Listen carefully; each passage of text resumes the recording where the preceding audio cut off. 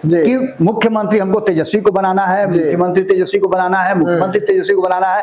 हर उनके भाषण में आप पिछले 4 महीने से सुन रहे होंगे कि मुख्यमंत्री तेजस्वी को बनाना है और आपने कहा मुख्यमंत्री की कुर्सी बैठना है। कांग्रेस ने भंडोल कर दिया जी। सदन में बोले थे बिल्कुल प्रजनन वाले पर जो ज्ञान दिए थे उनका ज्ञान फिर फेल हो गया है। महिला और पुरुष का अनुपात जो है फिर से गड़बड़ाया है। देखिए, कहने के लिए सब कह रहे हैं कि सब कुछ ठीक ठाक है, लेकिन उनका गठबंधन बिल्कुल इसी रूप में रहेगा, इसी स्वरूप में रहेगा। ये कोई दावे के साथ नहीं कह सकता है। बिल्कुल। अगर कोई दावा करता है तो मेरे साथ लगा ले चैलेंज जी।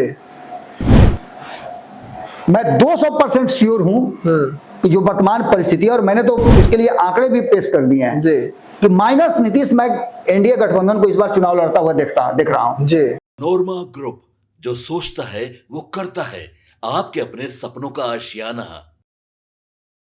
नमस्कार, मैं विकास सिंह राजपूत और आप देख रहे हैं रातों रात। घड़ी में सुबह के 7 बज चुके हैं और मैं और बाबा पूरी बिहार की खबरों के साथ आपके सामने हाजिर हुए हैं। और आज जो खबर हम आपके लिए लेकर आए हैं ये बिहार में बवाल करवाएगी, क्योंकि इसमें हम जो खबरें आपको आज देंगे वो खबर राजनीतिक गलियारे से सबसे सटीक खबर होगी। एक बार फिर से बिहार में मोदी का आगमन हो रहा है, राहुल गांधी हुंकार भरने वाले हैं, तेजस्वी का कॉलर भी टाइट हो चुका है, तो दूसरी तरफ नीतीश भी फॉर्म में आ गए हैं। आखिरकार बिहार में क्या कुछ हो रहा है? लगातार गुप्त बैठकें जो है बिहार में देखने को मिल रही है और इन गुप्त बैठकों का असर सीधा चुनाव पे डाला जाएगा। तो चलिए रातों रात की शुरुआत करते हैं, बाबा से जुड़ते हैं। बाबा के पास बहुत सारी खबरें जो है हर रोज की तरह आपके लिए है। बाबा, मोदी जी का रैली बिहार में देखने को मिल रहा है। फिर से एक बार मोदी जी बिहार पहुंच रहे हैं, लेकिन उससे पहले चिराग पासवान और कुशवाहा की गुप्त सेटिंग जो है वो हो चुकी है। 4 लाइनों से शुरू करूंगा। आज ही के दिन मैंने लिखा था 2018 में जी। 2018 में क्यों लिखा था मैं वो भी बताऊंगा, क्योंकि 2017 में नीतीश कुमार महागठबंधन से एनडीए की तरफ फिर से स्विच कर गए थे जी। उसी नरेंद्र मोदी के विरुद्ध उन्होंने जिस नरेंद्र मोदी का विरोध किया था 2013 में, और ये कहा था कि देश बर्बाद हो जाएगा, और वही लौट करके जाते हैं। उसी पर मैंने लिखा था कि अब तो जब तू अपना कहता है तो डर जाता हूं, जब तू अपना कहता है तो डर जाता हूं, खुद के परछाई से भी भीतर तक सिहर जाता हूं, खुद के परछाई से भी भीतर तक सिहर जाता हूं। भेद अपने पराये का तूने सबको सिखा दिया, भेद अपने पराये का तूने सबको सिखा दिया, प्यार की बात भी करे कोई तो मुकर जाता हूं जी। जो वर्तमान परिस्थिति बनी है ना जी, उसमें खास करके जब चुनावी माहौल बनता है तो आपको ये पता नहीं चलेगा कि कौन दोस्त है कौन दुश्मन है। बिल्कुल बाबा, 2020 का एक ऐसा चुनाव था, 2019 का चुनाव को देखिए, 2015 का चुनाव देखिए, 2014 का चुनाव देखिए, किसी भी चुनाव में आप जाइए जी, बहुत मजबूत पकड़ बनता है, बहुत मजबूती के साथ गठबंधन बनता है। लेकिन जैसे ही आता है ना बंटवारा का बात जी, सीट शेयरिंग जी, मामला फंस जाता है, कोई भविष्यवाणी काम नहीं करती है जी। जितने महापंडित हैं, अब तो आप समझिए ना, आपको मालूम होगा जी कि अभी 11 साल पूरा किया है जी मोदी जी का सरकार, और उस 11 साल का जश्न मनाया किसने? अमित शाह ने। अमित शाह ने कैसे मनाया? बिहार सहित देश भर के जितने भी राज्य हैं जी, सभी राज्यों से लोगों को बुलाया जी, जो लोग राजनीति को समझते हैं, पढ़ते हैं, उस पर विश्लेषण करते हैं, राजनीति में बताते हैं, पकड़ जिनकी है, वैसे लोगों को बुलाया गया था, क्रीम छांट करके बुलाया गया था। मैंने बताया भी था कि जब मुझे फोन आया तो मैंने भी कई बातें रखी, उसके बाद से फिर कई लोगों का नाम सजेस्ट हुआ कि और कौन कौन जाएंगे। इन सारी बातों को लेकर के एक बात तो साफ नजर आई जी बाबा, कि भारतीय जनता पार्टी इतना सब कुछ होने के बाद उसके पास इतनी शक्ति है, दुनिया की सबसे बड़ी पार्टी है, लेकिन वो भी संतुष्ट नहीं है कि हमारा ये जो गठबंधन एनडीए है जी। देखिए, कहने के लिए सब कह रहे हैं कि सब कुछ ठीक ठाक है, लेकिन उनका गठबंधन बिल्कुल इसी रूप में रहेगा, इसी स्वरूप में रहेगा। ये कोई दावे के साथ नहीं कह सकता है। बिल्कुल। अगर कोई दावा करता है तो मेरे साथ लगा ले चैलेंज जी। मैं 200% श्योर हूं कि जो वर्तमान परिस्थिति है, और मैंने तो उसके लिए आंकड़े भी पेश कर दिए हैं जी कि माइनस नीतीश, मैं एनडीए गठबंधन को इस बार चुनाव लड़ता हुआ देख रहा हूं जी। बिल्कुल, और लगातार हम दिखा भी रहे हैं खबरों। अगर ऐसा नहीं होता है तो ये मान के चलिए कि उसमें से कई दल अपने लिए अलग से जगह खोजेंगे। एक आध दल तो जरूर छटकते हुए मुझे दिखाई दे रहे हैं। नमन जी जब दिल्ली गए थे तब भी उनकी मुलाकात बहुत लोगों से हुई थी, मेरी भी इंटरनल बातें हुई, जो बातें मैं नहीं कह सकता हूं पब्लिक डोमेन में, क्योंकि कुछ इंटरनल बातें होती है और हमारा काम वो नहीं है कि हमारी आपकी जब बातचीत हो रही है, आपने खुल करके कोई बात हमने बता दिया तो उसे मैं पब्लिक डोमेन में लाऊं। बिल्कुल। लेकिन ये बातें तो मैं कह सकता हूं ना कि उसमें से कई ऐसे दल हैं जो हिल डोल रहे हैं, उनको लग रहा है कि उनको पूरा सम्मान नहीं मिलेगा, उनको सीटें नहीं मिलेगी, तो किस मुंह से वो अपने लोगों के पास जाएंगे जिनको लंबे समय से सांत्वना दे रहे हैं। इसको लेकर के कहीं ना कहीं जो लगातार आप देख रहे होंगे, प्रधानमंत्री नरेंद्र मोदी का आना 8 तारीख को देखने को मिला था। 2 रैलियां हुई थी जिसकी चर्चा हम लगातार कर रहे हैं। बिल्कुल। एक किया था चिराग पासवान ने आरा में, बहुत सफल रैली रही थी, जिसकी सफलता का मैंने कोई क्वेश्चन नहीं खड़ा कर सकते। दूसरी रैली हुई थी, वो भी काफी सफल रैली। बिल्कुल बाबा, उसकी भी सफलता का कोई आप क्वेश्चन नहीं कर सकते हैं। लेकिन उसके ठीक पहले एक रैली हुई थी, बिल्कुल, प्रधानमंत्री नरेंद्र मोदी का, उसकी सफलता पर आप क्वेश्चन खड़ा कर सकते हैं। बिल्कुल, जो भीड़ दिखनी चाहिए थी नहीं दिखी। तो जब सोचिए कि परिवार का एक व्यक्ति पूरे परिवार के लिए भारी पड़ रहा हो, वो अपने पूरे परिवार को समेट कर रख रहा हो, तो बाकी के परिवार को भी समेट कर रख सकता है, लेकिन उसको संतुष्ट होना चाहिए, उसको ये लगना, भीतर से फील होना चाहिए कि ये परिवार भी मेरी बात मानेगा और ये जब कठिन समय आएगा तो मेरा हेल्प करेगा। आप समझ लीजिए कि चिराग पासवान को भी लगता है कि वो 35 से अधिक सीटें जो मांग रहे हैं उनको नहीं मिलेगी। अगर ये गठबंधन रहा, इस तरह का स्वरूप रहा तो उनको नहीं मिलेगा। तो वो अपना एक्ट कर रहे हैं, वो दिखा रहे हैं कि सबसे ज्यादा ताकतवर हम हैं तो हमको आप सीट दीजिए। अगर नहीं दीजिएगा तो फिर 2020 वो भी उस क्षेत्र में जहां बीजेपी के 2 विधायक हैं और नीतीश कुमार के तो खाता तक नहीं खुले। इन्हीं बातों को लेकर के उन्होंने कहा है आप दूसरे खेत हमको दीजिए ना भाई, हम उसी को जोत बो करके फसल उगा लेंगे। बिल्कुल बिल्कुल उसी अंदाज में उपेंद्र कुशवाहा भी कह रहे हैं कि जहां कमजोर है मिथिलांचल और बाकी के जगहों में, सीमांचल के जगहों में, और भी जहां कमजोर है आप हमको दीजिए, जहां कुशवाहा बहुल क्षेत्र वहां हमको दीजिए। लेकिन उनको भी आप देख ही रहे हैं कि किस तरह से 2024 में किया गया। तो ये दोनों जो है कहीं ना कहीं भीतर सेटिंग कर रहे हैं और इनके सेटिंग का अंदाजा लग गया है। इसमें से कोई भी अगर गठबंधन से हटता है तो गठबंधन को तो असर पड़ेगा ही, बदले में इनका भी ग्राफ जो है ये अपने लोगों को संतुष्ट कर पाएंगे। देखिए, चुनाव लड़ने का मतलब सिर्फ जीतना और हारना नहीं होता। बिल्कुल बाबा, चुनाव लड़ने का मतलब होता है कि चुनाव लड़ना, और आप सामाजिक कार्य जब करते हैं तो सामाजिक कार्य में इन्वॉल्व रहने का सबसे पहला जो नीति है कि हमारे हाथ में पावर है, इसलिए लोग चुनाव लड़ते हैं। अगर एक विधानसभा क्षेत्र पर 20 लोग उम्मीदवार होते हैं तो क्या 20 जीतते हैं? क्या नहीं, सभी उस जीत के दावे के साथ तैयार। बाबा, इसी से जुड़ी हुई हमारी दूसरी खबर भी है।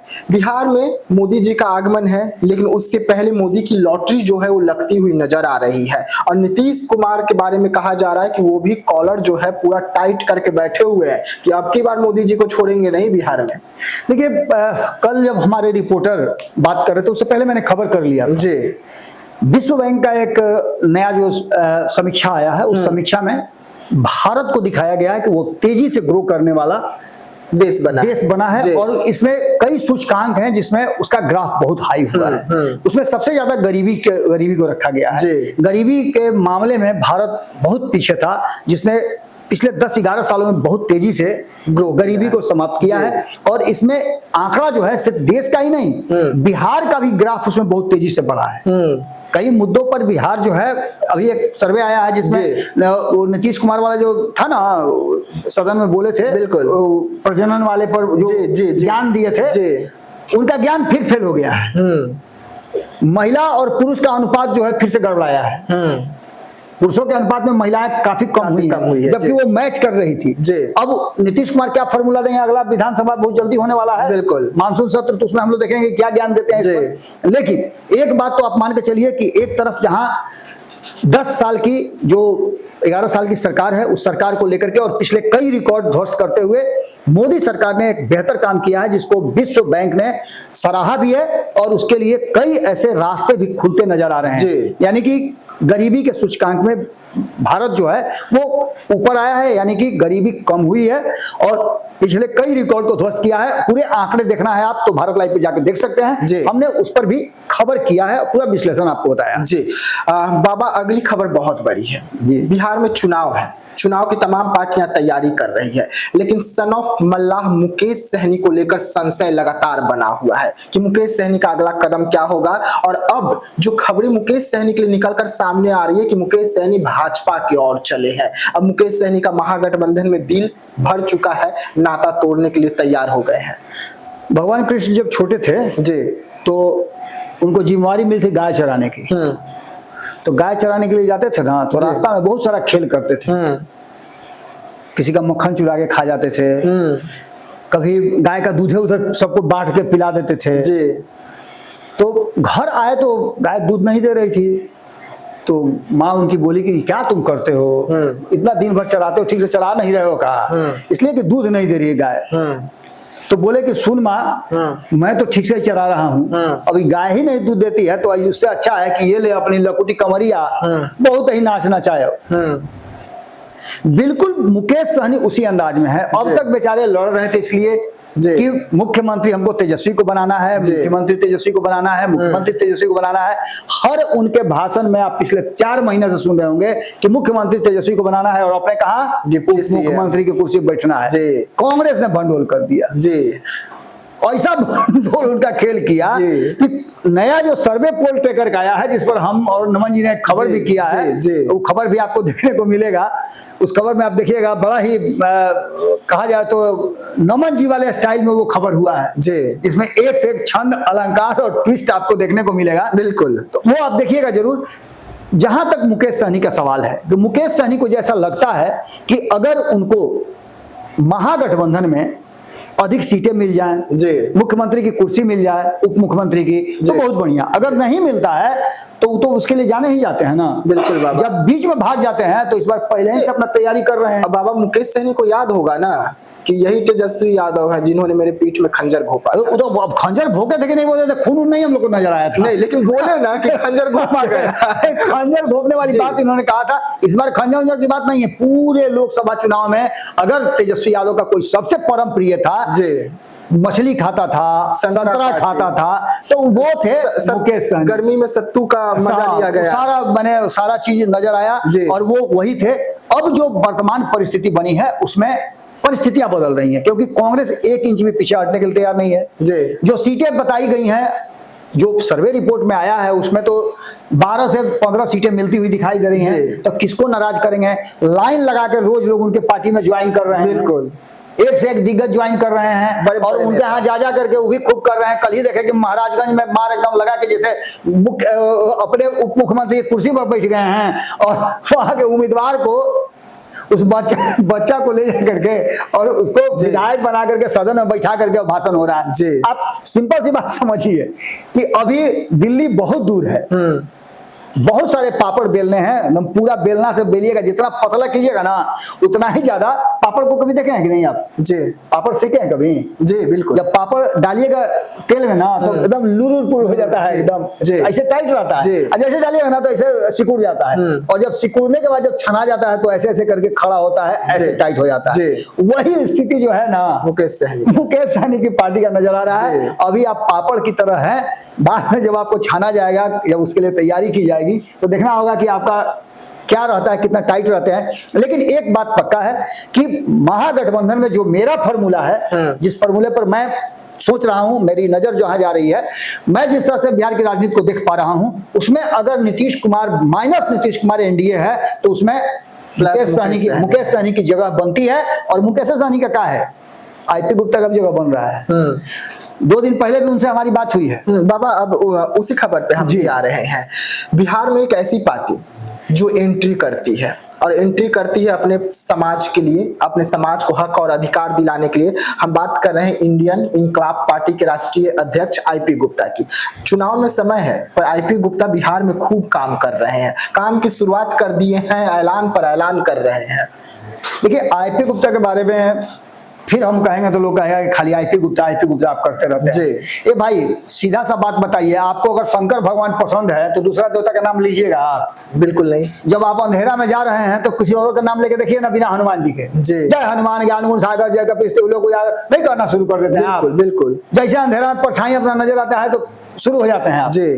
देखिए आईपी गुप्ता के बारे में सिंपल सी बात है कि इस आदमी ने अपना परिवार, अपना घर, अपना व्यवसाय, अपनी नौकरी सब अपने समाज के लिए त्याग दिया। बिल्कुल। कुछ ऐसी परिस्थितियां भी आई हैं जिसकी चर्चा मैं नहीं कर सकता हूं, खुद ही बताते हैं, कई इंटरव्यू उनके हैं, आप देख सकते हैं पीछे जाकर के, कि कठिन परिस्थितियों से अपने आप को निकाल करके उन्होंने अपने समाज के लिए अपने आप को सुपुर्द कर दिया। और क्या वो विधायक बनेंगे, क्या वो नेता बनेंगे, क्या वो अपने लोगों को चुनाव लड़ाएंगे, वो तो बहुत दूर की बात है, 4-5 महीना के बाद होगा। नवंबर में ना सरकार बनना है, 22 नवंबर के बाद सरकार बनता हुआ नया दिखाई देगा। क्या परिस्थिति होगी, बिहार की जनता क्या फैसला करती है, वो अलग बात है। लेकिन आईपी गुप्ता ने ये फैसला कर लिया है कि उनके समाज के किसी भी व्यक्ति को कभी भी आईपी गुप्ता की जरूरत होगी, मैं कई लोगों का आपको सुना सकता हूं। मेरे पास कई लोगों का फोन कॉल है जो फोन करके मुझे धन्यवाद देते हैं, बधाई देते हैं, और इसलिए नहीं देते हैं कि मैंने बहुत कुछ किया है, इसलिए देते हैं कि आपने एक सही आदमी का समर्थन किया, उसके बारे में दिखाया, उसके बारे में लोगों को बताया, और हम लोगों को भी ये बात एहसास हुआ जब हम लोग मिले।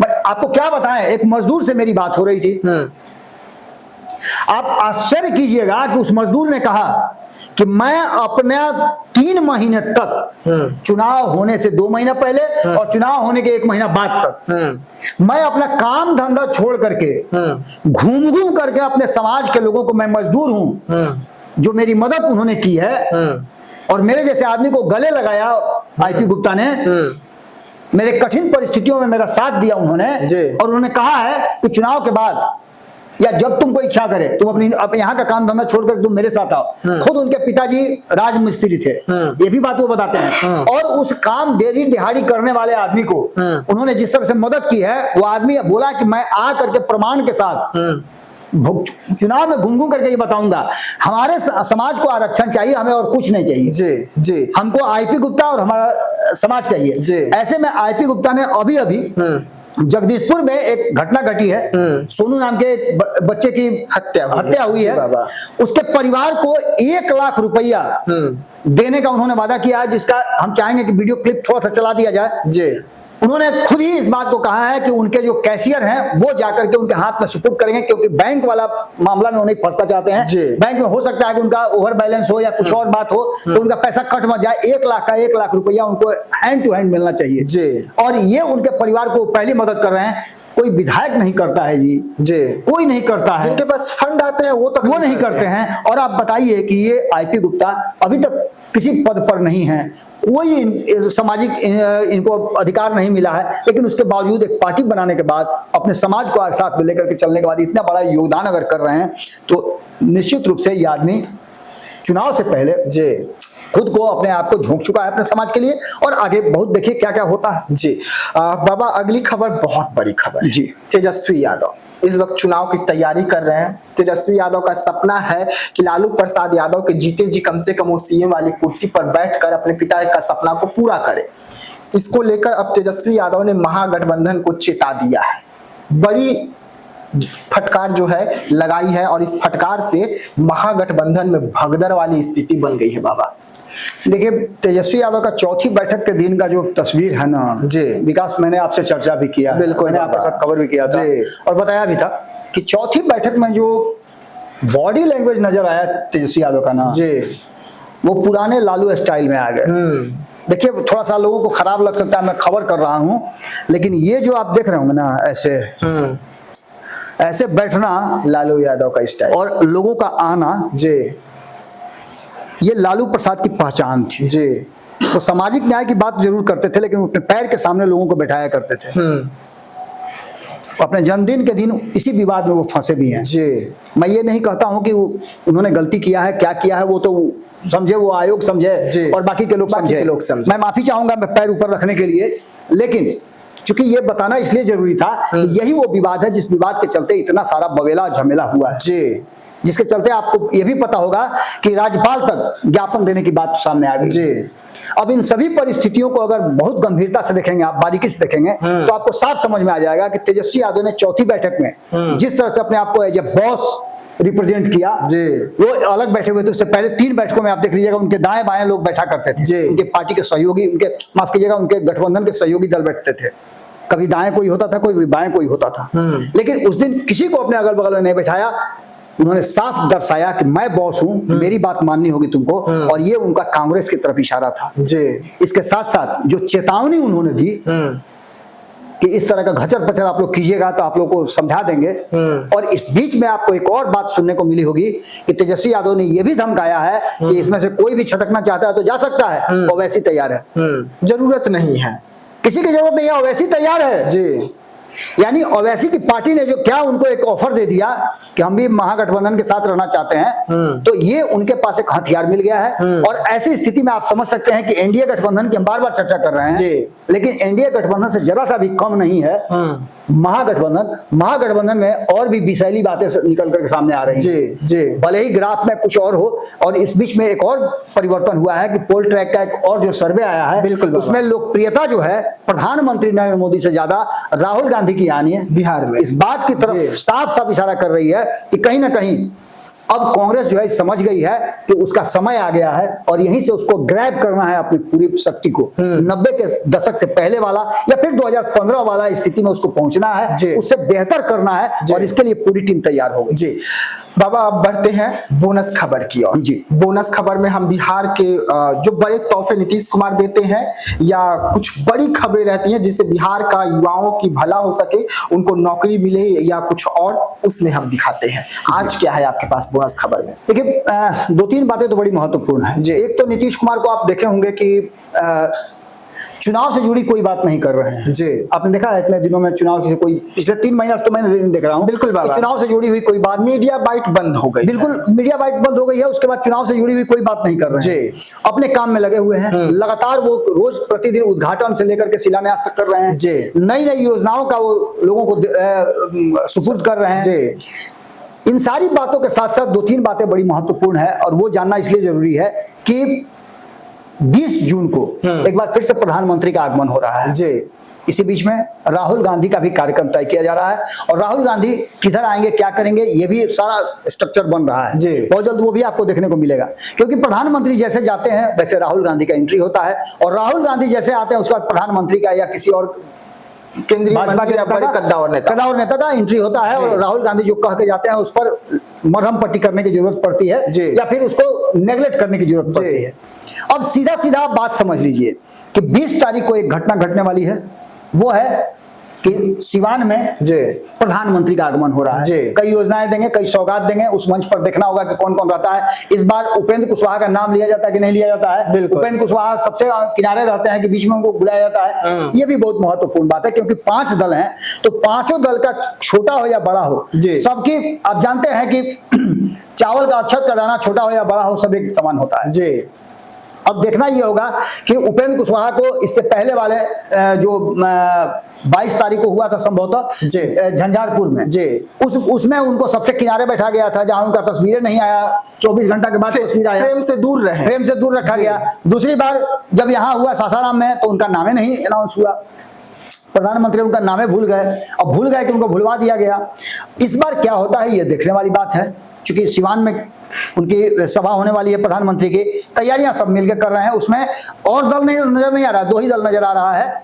क्या इस बार चुनाव में 2 ही दल एक साथ लड़ेंगे एनडीए गठबंधन में? क्योंकि जहां भी नजर आ रहा है बीजेपी और नीतीश ही नजर आ रहे हैं, बाकी सारे दल। 2010 की बात आप कर लीजिए, 2010 में आपको याद है कि ये सारे दल नहीं थे जी, भाजपा और जदयू यही 2 लड़ी थी, 2005 में यही दोनों लड़ी थी, क्या 2025 में यही दोनों लड़ेगी?